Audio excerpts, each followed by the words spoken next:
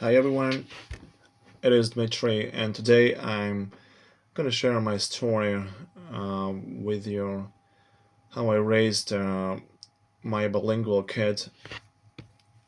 I already made another video 4.5 years ago when my daughter was 1.5, but now she recently turned 6 years old.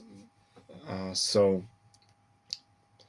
how I learned English on my own because I'm Russian, I live in Moscow, and I've been raising a bilingual kid who I've been only speaking English to since she was born.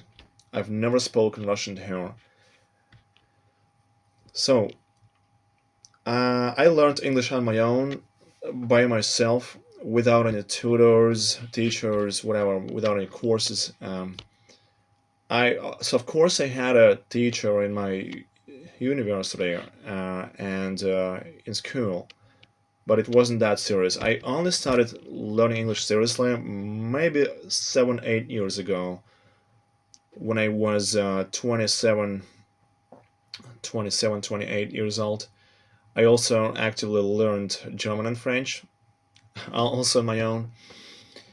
Uh, and By the time my daughter was born, I already spoke English, maybe at a B2 level, maybe at least when it came to my passive skills.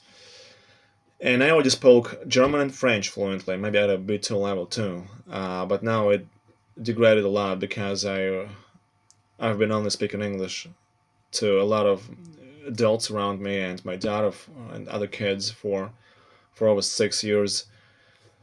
Uh, I I learned English by watching a lot of YouTube videos, by reading books, by listening to audio stories.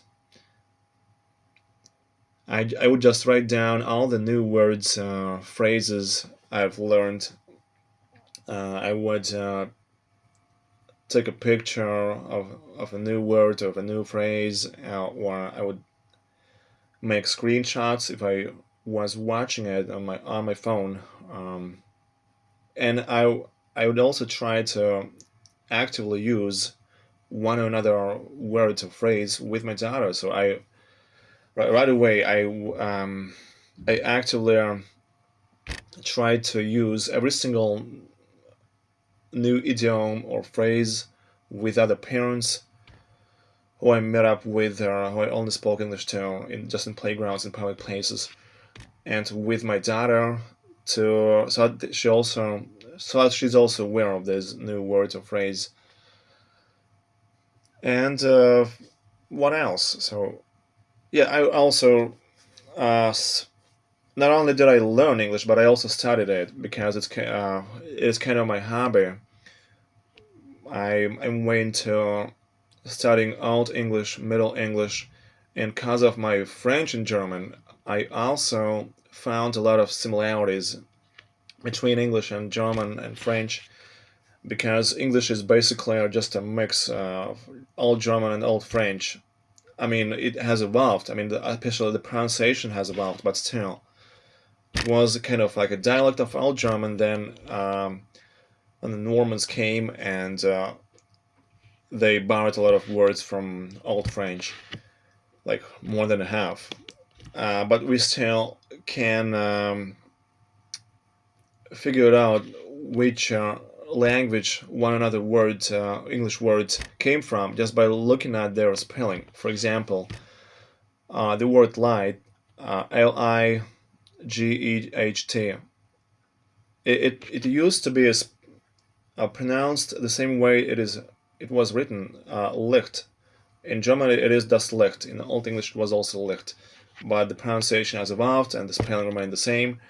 Um, and we can find this kind of similarities in many other English words of Germanic origin, either from Old Norse or from the Anglo-Saxon language.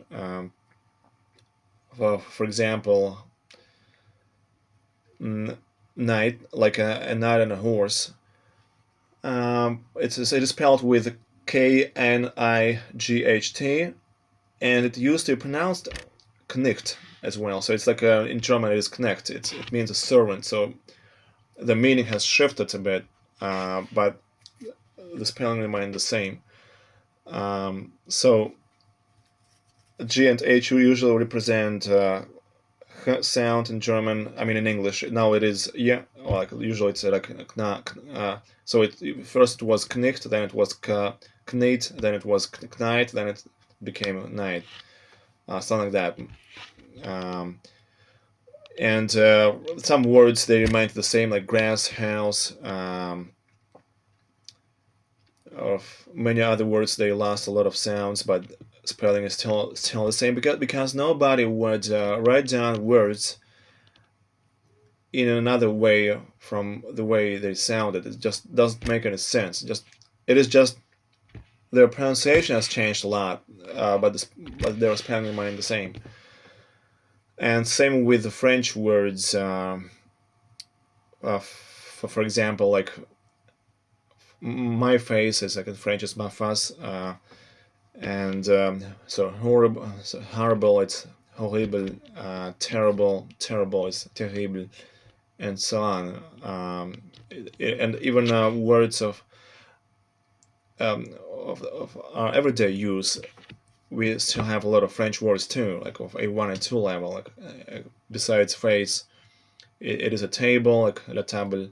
It is also French words. In Old English, they had another word for it, and so on. The English word daughter, uh, it is the German word Tochter. So the Tochter is like Tochter in German, but in English it is Daughter. So once again, spelling remain the same, but their pronunciation has its pronunciation has evolved. So and as for my occupation and education, I'm an engineer. So my job has absolutely nothing to do with learning languages. Yeah, I actively use English at work. I watch videos about electronics design, about hardware design, software design, and almost everything is in English. But I don't teach it. So it has nothing to do with translation or teaching English. And I'm a businessman. I've been running a small business. We design electronic components, touch screens. So I'm an inventor and I'm an entrepreneur, and I also resell touch screens from China. But our primary goal is to design new touch screens and commercialize them. Because when I wrote my PhD paper in Baumanka, in Bauman Moscow State Technical University, I invented a new touchscreen and decided to commercialize it. Now I have two legal entities, and we do R&D. We have a small investor in South Korea. So that is about my business. But my hobby is learning languages, and I adore it. I've been living in English with my daughter for 6 years. And another, so I kind of wrote down all the topics, all the main points I'd like to tell you about today. The next thing is, why would I learn English and speak only English to my daughter if English didn't make my income bigger at all? And but even the other way around, it is vice versa.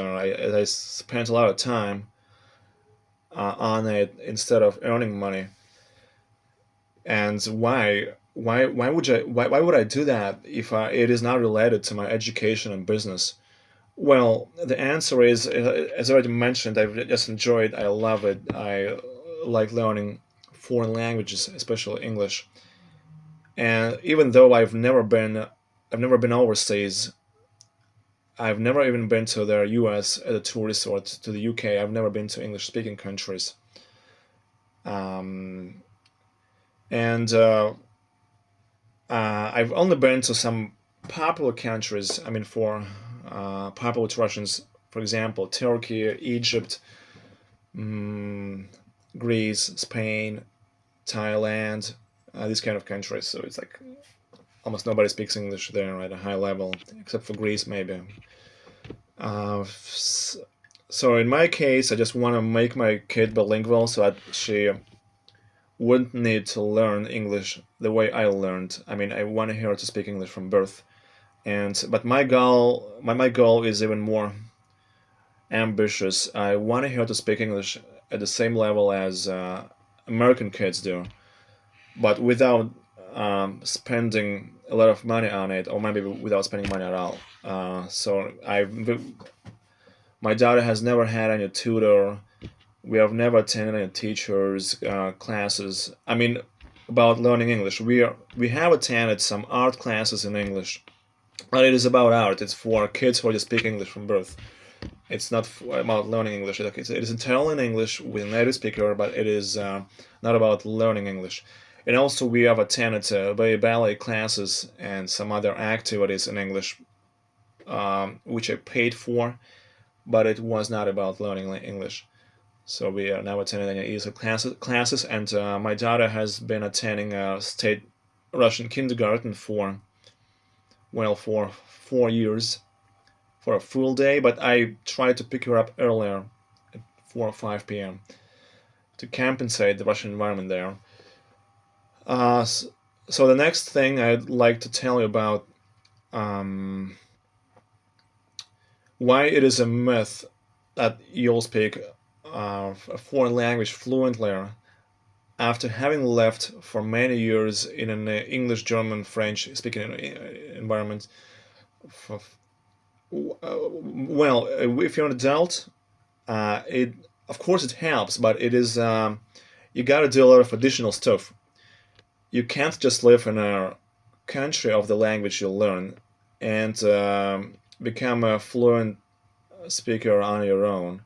It won't happen on your own. Even if you are married to a native English speaker, you won't speak it at a high level in terms of pronunciation, vocabulary, grammar.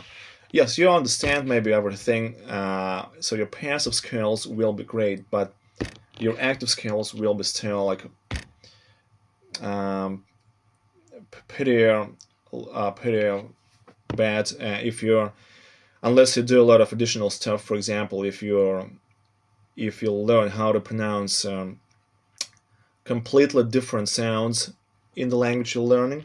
For example, if you just replace all the sounds in English um, by pronouncing Russian sounds from your mother tongue, it's not about proper pronunciation. It's not even about your accent. Here's the thing. There is an accent and like a, and there is an improper pronunciation. Yes, any like very heavy, thick accent means that you didn't learn how to pronounce sounds from another language because it is another language, another phonetics, another intonation, another rhythm, and you just need to put your tongue in another position when you pronounce them. Any way you want sound 100% naturally, of course, because you're not a native speaker, but it does matter how natural you sound, does matter. The main thing is pronouncing sounds properly, at least to distinguish, for example, the word pool, like a swimming pool, and the word pool. Like, if you can't hear the difference in these two words, and if you pronounce them equally, or if you even replace the sound with a Russian "u," it won't do the trick. You have to learn how to pronounce it properly. If you really want to speak English at a high level or in any other foreign language, or especially if you decide to speak this language to your kids on an everyday basis from birth, because you have to set a good example to your kids. I mean, in terms of grammar, to do your best not to make any mistakes. But if you make mistakes sometimes, that's fine, and I don't make mistakes. Um, but if you constantly make mistakes in every single sentence, I mean, in terms of pronunciation of words and grammar, yes, it's maybe it's better not to start speaking English to your kids unless you work hard on your level. For example, I know a lot of Russian moms. They started from scratch learning English, but they reached a very high level, like maybe B2 level with their kids. But they worked on their level.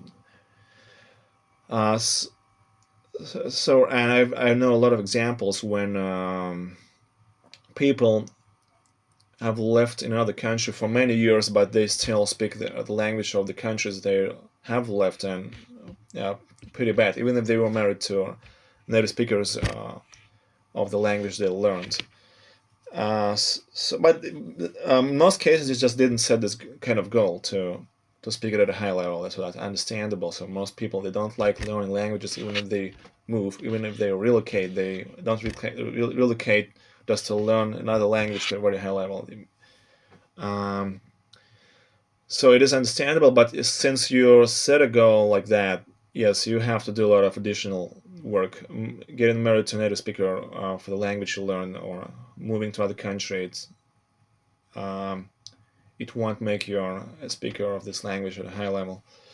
So another thing is another thing I'd like to discuss with you is how I about Barbie and her English, about my daughter.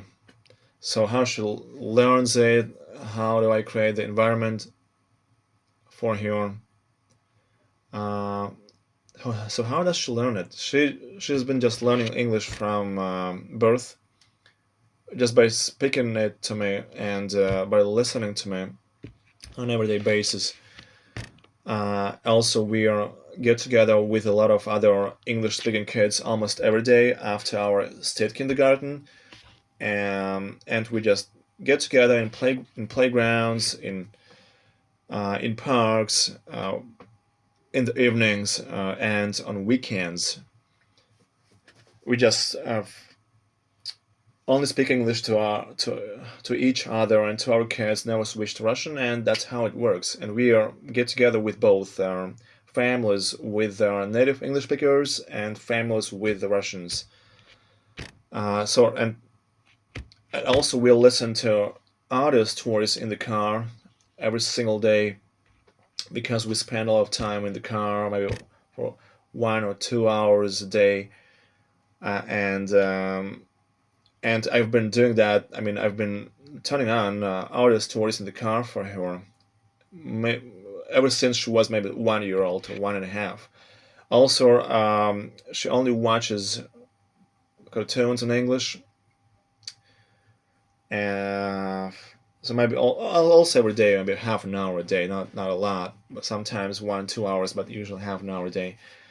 Uh, she plays only in English with other kids, so we only have Russian-speaking friends in our Russian state kindergarten, but we mostly have English-speaking friends outside of our Russian state kindergarten. So in playgrounds and parks and public places, we are almost always use English with other kids, because we just get together with them, and we have a lot of parents speaking English in Moscow, including expats from English-speaking countries, kids of expats, and also I try to introduce new words to her on purpose, new phrases, new idioms from the cartoon we just watched, or from some TV series. I also watch TV series in the presence of her, and sometimes she joins, even if this TV series is not quite for little kids, but doesn't matter. So from books, so I read books to her every single day. I never skip it. And ever since she's turned 5 years old, I started teaching her how to read, how to write.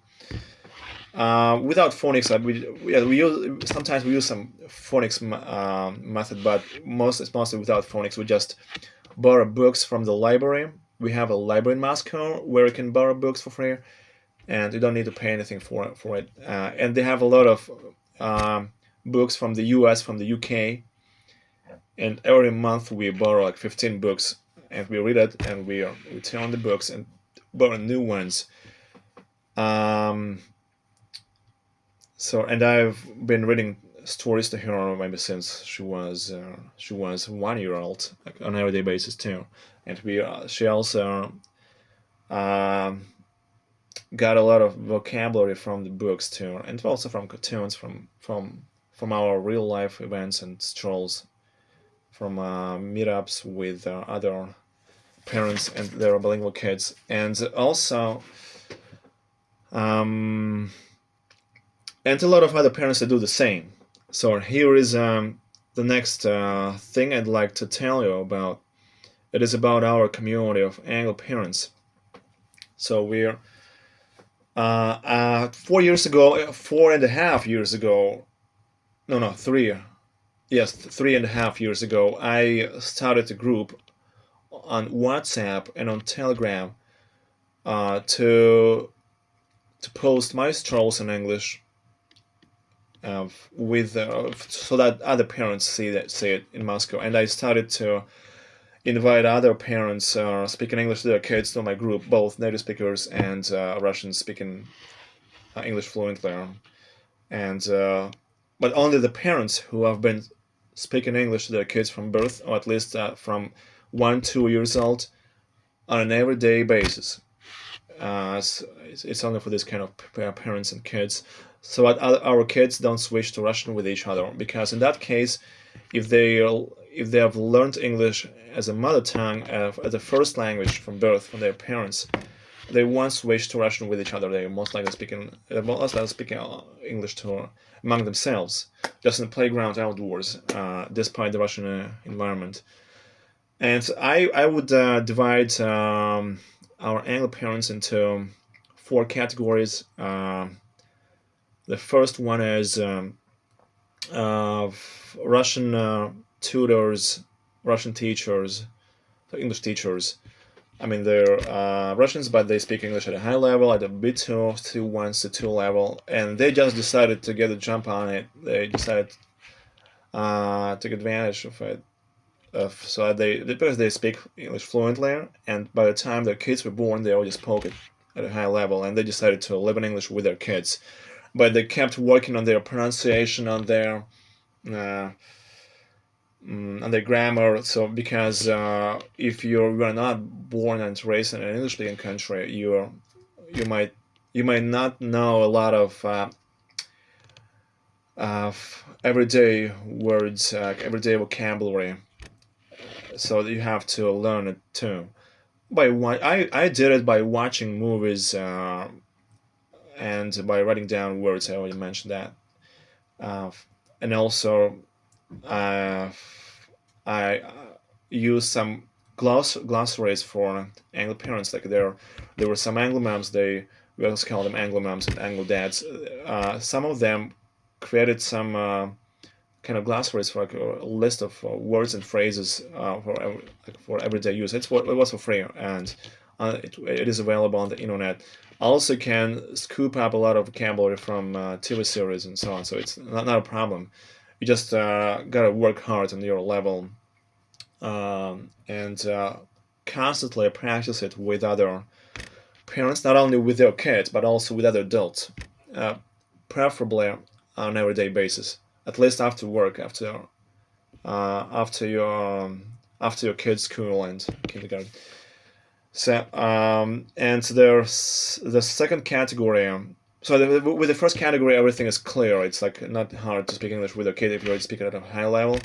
But the second category is it is about native English speakers who moved to Russia, and of course they speak English to their kids. But even in this case, you have to do a lot of extra work because since you don't live in an English-speaking country, right? Your kids won't just learn English at the same level as their peers in an English-speaking country. For example, your kid will least likely speak English at the same level as American kids in the U.S. You have to do a lot of extra work. You have to introduce a lot of new words and phrases on your own, like on purpose, because you are the main source for kids. It's the same problems as the Russian Anglo parents faced. So uh, you can't just relax and just live in English with a kid, just to speak English to your kids one hour a day, and it just and as if by magic your kid will speak English at the same level as native speakers. No, it won't happen even if you're a native speaker. If you're especially if you attend a Russian state kindergarten or school, you have to read books every day in English, preferably ever since your kid turned 1 or 2 years old. Yeah, so books in English, other stories in English, even at home when your kids play. Cartoons should be mostly in English because you live in Russia, so you're learning Russian anyway, and it is applicable to any other country, to any other language.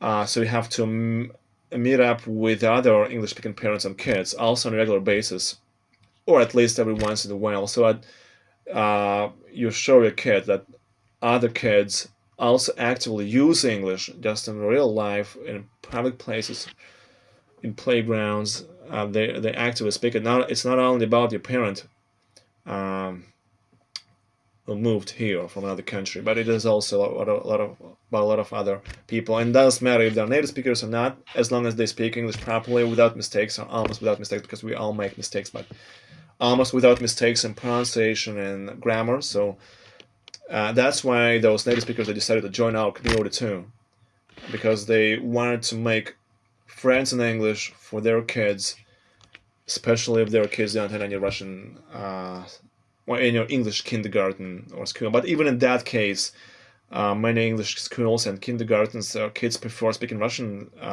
there among themselves. They switch to English in class or with their teacher, but they switch back to Russian outside of class. They prefer speaking Russian, unlike our kids, unlike our bilingual kids who have spoken English from birth. But it is not about all the schools and kindergartens, but if it is not a fancy but expensive English school, yeah, if it is the case with the cheaper English kindergartens, because they don't select kids if they're spoken English from birth. That's a problem.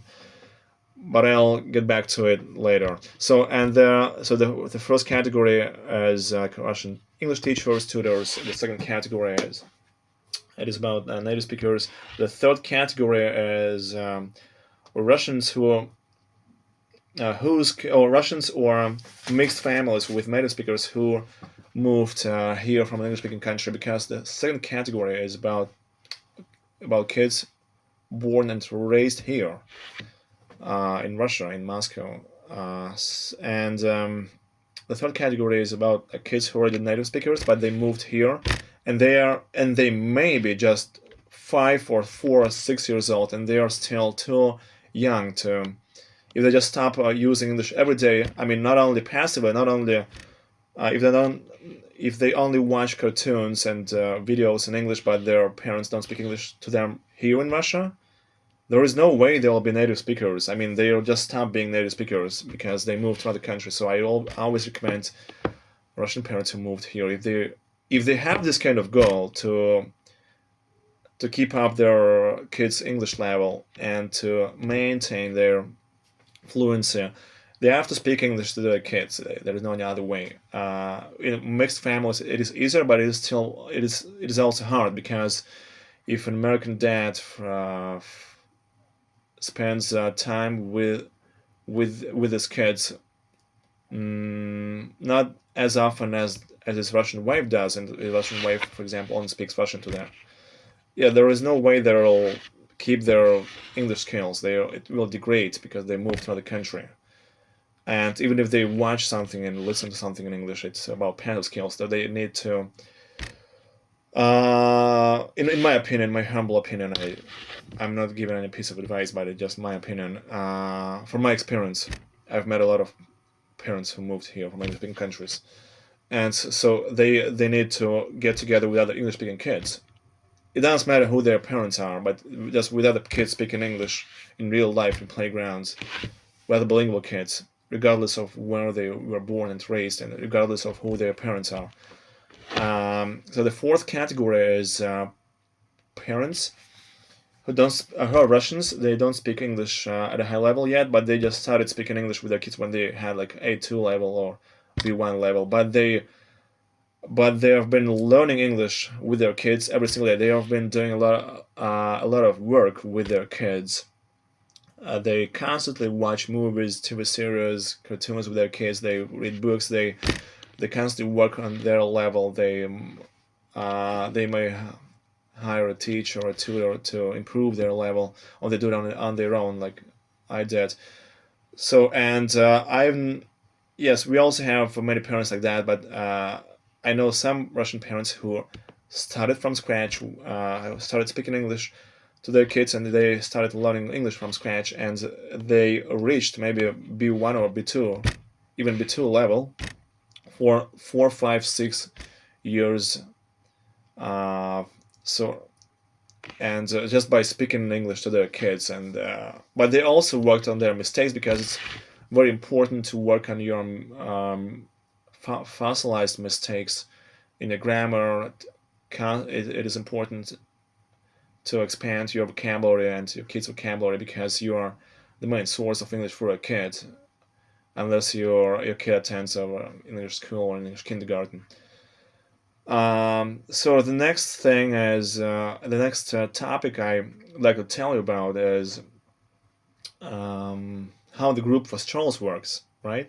So you you post a stroll in the group that at such a time, for example, like tomorrow, uh, on Thursday, this Thursday, I'm gonna I'm gonna go for a walk in a playground at such a subway station in Moscow, and at like 5, 6 p.m. Like anyone want to join me? Like, is anyone interested to in coming to my playground? And some parents can join you. Um, that's how it works. Also, we all have to introduce ourselves on the group. So where we live, what's our station we live, how old our kids are, how many years we've been speaking English to them, and how our level is. So it is. And also we have an Excel table for it with our subway stations, with our kids' ages. So you can always find your neighbor, an English-speaking neighbor in your district, and it is very beneficial to both native English speakers and Russian Anglo parents speaking English at a high level, and so do their kids. And sometimes we have a goal, we have an objective to make our kids speak English almost at the same level as, for example, American kids do, but without spending any money on it. So it is my goal. So it's not just enough to speak English to your kids, and so you have to make a lot of English speaking friends here. I don't I don't mean in terms of their accents, but because they'll always have some non-native accent. That's fine. Even a lot of kids are native English speakers. They also most of them also have some non-native accent, because if they were born and raised here, or if they moved here from an English-speaking country like 3 or 4 years ago, they already have some non-native accent because they live in the Russian environment. But that's fine. It's as long as you at least have a proper pronunciation of sounds. At least if you don't replace all the sounds with Russian phonetics. Uh, so I mean, in terms of their vocabulary, I mean at a native like level in terms of their vocabulary, and then they think in English, they actively use the English with other kids in real life. They can watch cartoons, uh, and they can. And for example, when I started teaching my daughter how to read and write 1 year ago, I bought some textbooks, workbooks, which are geared towards native speakers in the UK and the US. So it's like real text and text workbooks from those countries. It's not about ESL learning, so because our kids are not ESL learners, even though like officially you're an ESL learner if you're born and raised in an English-speaking country. If you were or if you were not raised by a native English speaker and you don't have a passport of an English speaking country. But it is just official, because in most cases, I know a lot of kids of native English speakers who are born and raised here, and since they grew up here, they don't speak at a native like level. They even have some of them even have much smaller vocabulary than the kids of the Russian Anglo parents, and it's not about how great your English is. If you're born and raised in the U.S. and the U.K., so no doubts you're a native English speaker in most cases. But if you grew up in some non-English speaking country, it depends. Sometimes even kids of native speakers don't speak at a native like level because they didn't do a lot of work, a lot of extra work with them. It's the same applicable to Russian-speaking kids raised in the U.S. I mean, vice versa, but just with the Russian language. So, and our group perfectly works because your kid is surrounded by other English-speaking kids and English-speaking adults, just in the playground and for free, and in public places and parks. And they also learn. They also absorb the language just from the environment. If it is on a regular basis, like 3 times a week, not only from you. But of course, it's important to work on your level. So the higher level, the higher your level is, the higher level of your kid is. I mean, if you don't delegate a lot, because our angloparentship, it is mostly about doing on your own, like a lot of things on your own, without delegating it to a lot of tutors. You can hire a tutor, but I mean, you are the main source of English for a kid. So the history of our community. Yes, I already mentioned that when that I've created this group 3.5 years ago, and it was very hard at the very beginning to attract people, especially Russians who spoke English at a high level, because maybe they didn't want to meet up with the parents who had a lower level of English, but it is understandable. But I was trying to explain that you can always choose who you're gonna stroll with, and anyway, it is, in my opinion, even from a point of view, when you're a native English speaker, it is anyway, it is very beneficial to get together even with parents who speak English, like who are not native speakers but who speak English at a B2, at a C1 level, and if their kids also speak English not worse than Russian, like a so-called balanced bilinguals, and I'm also trying to raise a balanced bilingual kid, then not to meet up with English-speaking kids at all. And even in their English kindergartens, they mostly have kids who speak English much worse than Russian, and they prefer Russian over English. So it is very beneficial to get together with other kids who would only speak English to your kid. And I was trying to explain that to Russian parents speaking English at a high level and to native speakers as well. So not everyone understood me, but once they joined our strolls, they got the point. Some of them joined the strolls with kids who switched to Russian, or with kids who spoke English at a low level, and they jumped to conclusions that anyone else spoke the same way, but they were not right. I was trying to explain to them, but they left. But anyway, it's like after like 2 or 3 years, I managed to gather up a lot of English-speaking parents in one place. Like we have maybe more than 100 of native English speakers, maybe 200. And we have a lot of Russians speaking English at a high level, like B2, C1, C2 level. And so also we have a lot of Russians who have been learning English with their kids, and they constantly work on their English by watching YouTube videos about learning English and so on. Like they also constantly improve their level. Maybe now they have a B1, but in 2 years they'll have C1 level, especially if they don't work. I mean like Russian Anglo-mums. So yeah, there were a lot of so-called prejudices that, I mean, native English speakers didn't want to meet up with Russian speakers because they didn't believe that we Russians can raise kids who speak English at the same level as their kids do, or even better. But it is just prejudices because you don't need to be a native speaker to make a kid bilingual. It is not about being a native speaker of the second language. So bilingualism is not about being a native speaker. It is not inherited, and it is not a biological thing. It is a social cultural thing. I mean, any language. It is not about your ancestry. It has nothing to do with your ancestry and who your parents are. It's mostly about every day exposure to that language. If you don't live in an environment Even in a language environment, you have to read books in this language and so on, to watch cartoons in this language, to get together with other kids. You have to create the environment artificially, and it is pretty easy nowadays when we have the internet. So you don't 20, 30 years ago, it was almost impossible.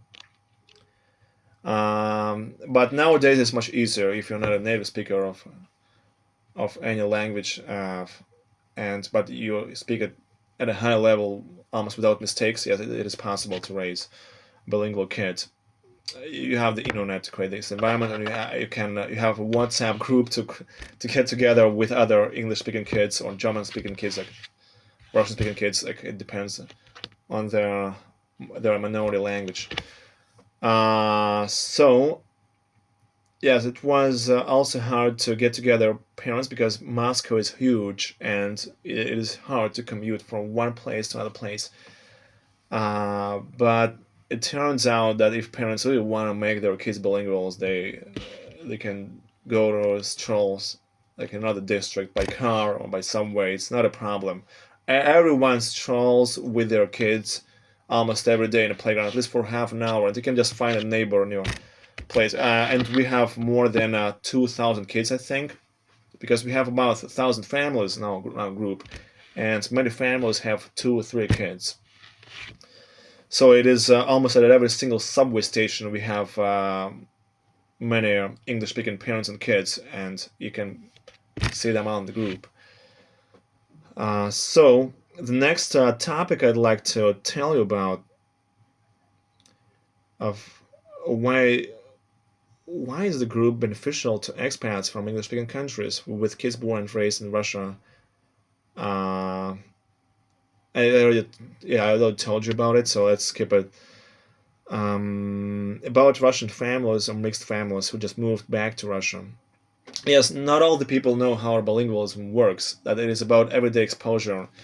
It is like going to gym. You can't live in one country, for example, in the U.S., where you only spoke Russian to a kid if you're Russian speaking immigrant, and your kids, like most likely, your kids spoke English better than Russian because you lived in the U.S. And then when your kid is 5 years old, you move to Russia, and after a year, your kid started speaking Russian as a native speaker. I think even faster if their kid is 5 years old.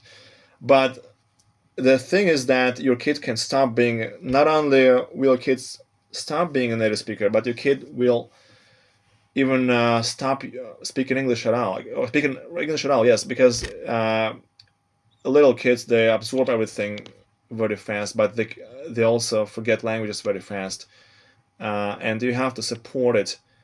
Even if you don't want to improve your kids' English, which is also like strange. Why would you like want your kid to speak English at the same level as a 5-year-old kid does if your kid is already 10 years old? But anyway, even just to keep your kids' English up, you have to either switch to English with a kid in Russian, right? Or you have to show them cartoons in English, read books in English. You have to let them listen to audio stories in English, and because they learn Russian anyway, they live in the environment. You don't need to do anything for it. You don't need to make any efforts to make them speak Russian because they live in Russia. But you have to do a lot of work to keep their English up. And you have to show them that there are also a lot of English speakers here to motivate them to improve their active skills too. Because watching cartoons is about passive skills. It's not about active skills. They have to practice English with other kids on a regular basis too. Otherwise, their English will degrade. It doesn't matter what country they were born and raised. First 4, 5, 6 years. They all forget English very quickly. But unless if they don't have this goal to make your kids speak English at a native-like level or at a high level, yeah, that's another thing. But I mean, if you set a goal like that, you have to work on their English or switch to English with them. It is easier with mixed families, with, for example, with American dad, with a British dad. It is easier, but it's still also hard because they also have to make some English-speaking friends in Russia. They have to spend a lot of time with their kids because 1 hour a day, it is not about even improving. It's not even about keeping up your language. It's uh, English will, any language will degrade if just 1 hour a day. It should be like 2 or 3 hours of meaningful conversations a day, and also their education in the second language. You have to like teach them how to read, write, and so on. The next topic I'd like to discuss with you, it is about what kind of problems bilingual kids face in Russia. Uh, yeah, it's about creating the English environment here. It's much easier in Moscow, but it's much harder in other cities. But even in Moscow, not everyone managed to find English-speaking neighbors in their district, and I work on it in my group, so I do it for free. Just uh, but I just enjoy it. I like helping others look for their neighbors, for their English-speaking neighbors in their areas. So the next thing is I'd like to talk about. It is about English kindergarten and schools. Yeah, since almost all of them don't have any selection of kids, the kids who are born, the kids who are spoken English by their parents from birth, their kids often switch to Russian with each other. They're not quite bilinguals. It's just a word that they're bilinguals, but their English is much worse than Russian. And bilingualism is about everyday exposure. You can't break. You can't do any breaks for some or something. Like it's about everyday exposure, and you have to learn this language from your parents, in your family, or at home. Uh, Especially when it comes to balanced bilinguals, but in some very expensive English schools, very expensive English kindergartens, for example, which cost maybe 200,000 rubles a month, 300,000 rubles a month, at least 100,000 rubles a month. Yes, they have native English speakers there, and they mostly speak English to their to kids there. But the thing is that if their parents hired some kind of, if they don't speak English to their kids, but if they hired some babysitter or nanny who would only speak English to their kids, and it should be on an everyday basis, not once a week. It's not doesn't work that way. It won't work out. But on an everyday basis, or at least 5 days a week, and from birth or from a very early age, not from 4 years old, but at least from 1 year old. Yes, they can speak English at the same level as Russian, and they'll be balanced bilinguals. But it is very expensive. It is so expensive. Just imagine how much money you have to spend on it. So it is almost about wealthy families, and it's not about common people. And those people, as they can afford kindergartens at 200,000 euros, 200,000 rubles a month, or even more. So most kids, they didn't have any English-speaking babysitters on an everyday basis from birth, or from 1-2 years old. So, but yeah, the thing is that kids usually repeat mistakes of their parents. I understand that, and they usually have the same accents that their parents have. And but once again, we're talking about accents. We're talking about mistakes in pronunciation, right? So you can have a non-native accent, but if you didn't make a mistake in pronunciation, it's another thing. Just incorrect pronunciation of words. It's not very good if you decided to speak English to your kid from birth.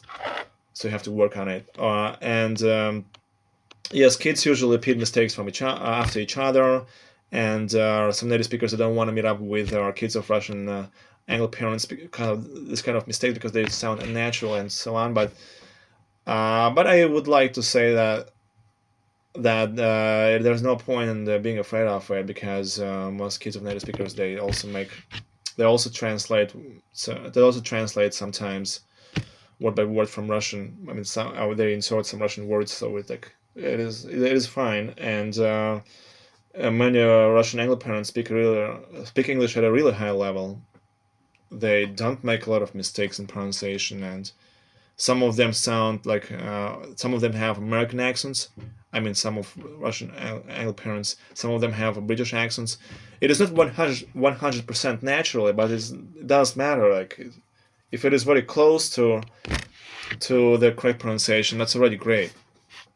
And their kids may even have better pronunciation than their parents have, because they are also exposed to cartoons where native speakers speak, and to movies, to TV series, to audio stories. They may have some tutors with native pronunciation, so that's fine. And since nobody selected kids if they were bilinguals, I decided to open my own daycare 2 years ago, when my daughter turned 4 years old, because I needed it, and I couldn't manage to find anything with a selection of kids, because I want other kids to only speak English to my kid, just like in our strolls. But in most English kindergartens and English schools, especially the ones which cost 60 to 80,000 rubles a month, it's not the case. I mean, kids, even if they speak English, they speak English with a lot of mistakes, with incorrect pronunciation, and even native speakers didn't make them speak English properly, because it was like too seldom and not from birth, not from very early age. Or they either speak English, but at a very low level, or at a much lower level than our kids do, or they constantly switch to Russian, or they even prefer Russian over English.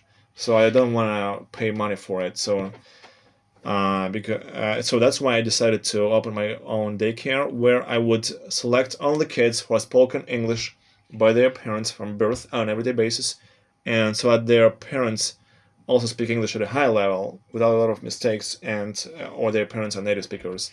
In that case, my daughter would be like surrounded by kids who speak English at more or less the same level as she does, and they would learn it from each other. I mean, they would improve their English by speaking to each other, if their levels are more or less the same, or roughly the same. And also we can cut back on teachers, because the better the kid speaks English, they're easier to work with the kid. Um, so we can afford, but much much cheaper teachers, and we can just pay less money to them, because it's like much less work.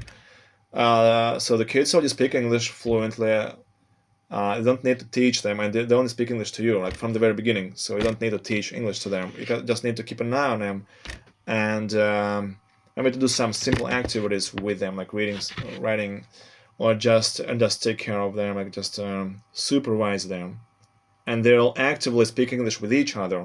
I mean, correct English, like without a lot of mistakes, and they can teach new words to each other on their own. You just need to keep an eye on them. So it is much cheaper. So it's first of all, it's like it was the first daycare I opened with selection of kids in Russia. Nobody else selected kids if they were spoken English from birth on an everyday basis. Nobody else.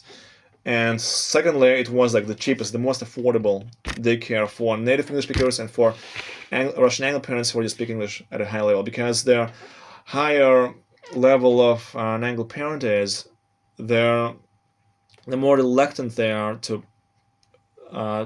pay any money for their kids' English. But that's understandable, and especially native English speakers, they don't want to pay a lot of money for their kids' English. So to make it very cheap, I decided to do that. And then I opened my second daycare. It's not quite mine, but it's like I was like kind of a business partner with another guy from America. We opened another daycare at Dynamo. So the first daycare was at Howard subway station. Second one is at another place at Dynamo. So where we also selected kids if they were spoken English by their parents on an everyday basis, and if for example, if a kid switched to Russian, we just tried to fix it right away. And if the kids kept switching to Russian, we couldn't accept their kid, even if the kid was spoken English by their parents from an everyday basis. So we had a very strict selection of kids. So that's all for today. Thanks for listening to me. So bye.